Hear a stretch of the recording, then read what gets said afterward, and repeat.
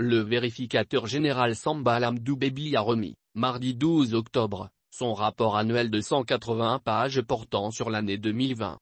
Le président de la transition, le colonel Assimi Goïta, l'a reçu au palais présidentiel de Koulouba. Les autorités de transition ont affiché leur volonté de faire de la lutte contre la corruption et les détournements d'argent public l'une de leurs priorités.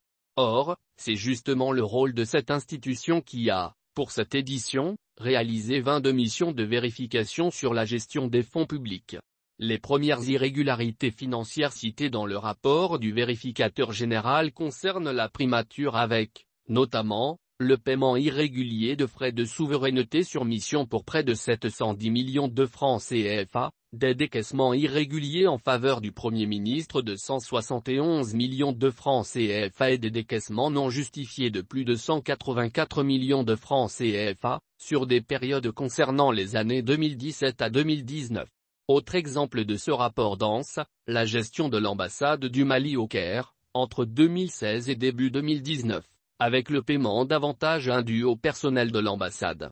Des avantages tels que les loyers, le téléphone, des abonnements de télévision, et surtout l'application d'un taux de change irrégulier pour les missions diplomatiques.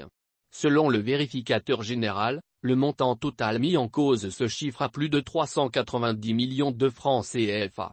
Les ambassades du Mali à Brazzaville et Addis Abeba et les entrepôts maliens en Côte d'Ivoire et au Sénégal sont également épinglés ainsi que les organismes publics chargés de la gestion de l'eau potable, Somagep, des routes, AGEROUTE, ou encore des produits agricoles, OPAM, avec à chaque fois des irrégularités se chiffrant en centaines de millions de francs CFA.